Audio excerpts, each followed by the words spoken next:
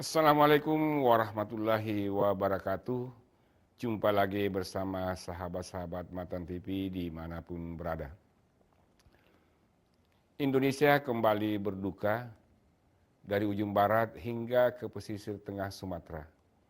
Kabar pilu menyelimuti saudara-saudara kita di Aceh, Sumatera Utara, dan Sumatera Barat. Bencana banjir bandang dan tanah longsor yang terjadi baru-baru ini telah menorehkan luka yang mendalam bagi kita semua. Mari sejenak kita tundukkan kepala, mengirimkan doa tulus kepada Sang Pencipta.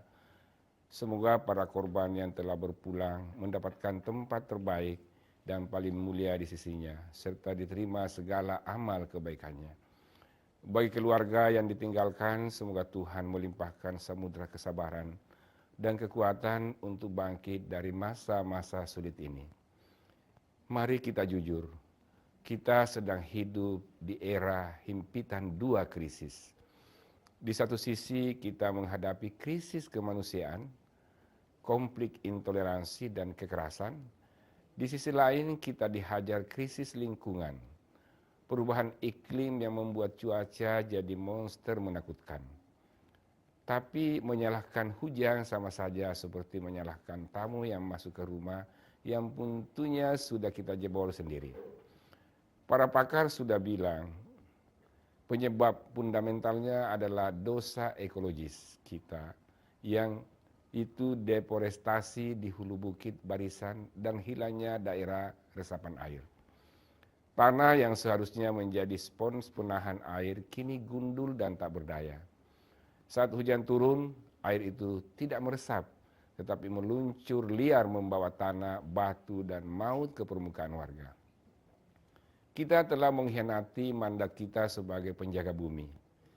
Disinilah kita perlu jeda sejenak dan merenung selama ini. Mungkin cara beragama kita terlalu maskulin. Kita sering membayangkan Tuhan sebagai raja atau penguasa yang menaklukkan sehingga kita merasa punya legitimasi untuk menaklukkan dan mengeksploitasi alam sesuka hati. Padahal Tuhan punya sifat yang sangat feminim, sangat keibuan. Dalam tradisi Islam, kita mengenal Ar-Rahman dan Ar-Rahim. Kata rahim itu satu akar kata dengan rahim, seorang ibu, tempat yang memberi nutrisi, perlindungan, dan kasih sayang tanpa syarat. Alam semesta ini adalah manifestasi dari sifat jamal, keindahan, dan kasih sayang Tuhan itu. Bumi adalah rahim besar yang memeluk kita. Ketika kita merusak hutan, menggundul bukit di Tapanuli atau Agam, kita sebenarnya sedang melukai rahim yang menghidupkan kita. Kita sedang menyakiti wajah Tuhan yang paling lembut. Lantas apa yang harus kita lakukan? Apa kita hanya akan pasrah dan bilang ini cobaan? Jangan, itu fatalisme yang berbahaya. Kita harus bergerak dari pola pikir lama yang hanya mementingkan ego manusia menuju pola pikir baru yang penuh kasih. Kita perlu paradigma pro-eksistensi, sebuah komitmen untuk mendukung kehidupan entitas lain, baik itu sesama manusia maupun alam. Pro-eksistensi adalah lompatan kesadaran dari sekedar hidup berdampingan menjadi hidup untuk saling menghidupi. Kita diajak merajuk ulang 3 hubungan yang koyak. Pertama, hubungan dengan Tuhan harus berlandaskan cinta, bukan sekedar rasa takut akan hukum. Mustahil kita mengaku mencintai Sang Pencipta, tapi tega merusak ciptaannya. Energi cinta ini lantas mengalir ke hubungan kedua, sesama manusia.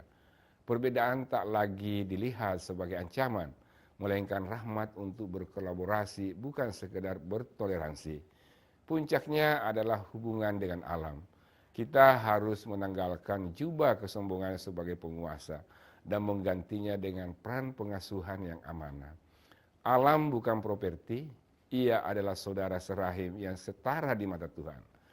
Saat ketiga hubungan ini pulih, ibadah kita menjadi utuh. Menyantuni sesama adalah ibadah sosial dan menjaga hutan adalah ibadah ekologis. Kesalehan tidak boleh lagi cuma diukur dari seberapa rajin kita di rumah ibadah, tapi juga seberapa gigih kita menjaga hutan, sungai, dan bukit.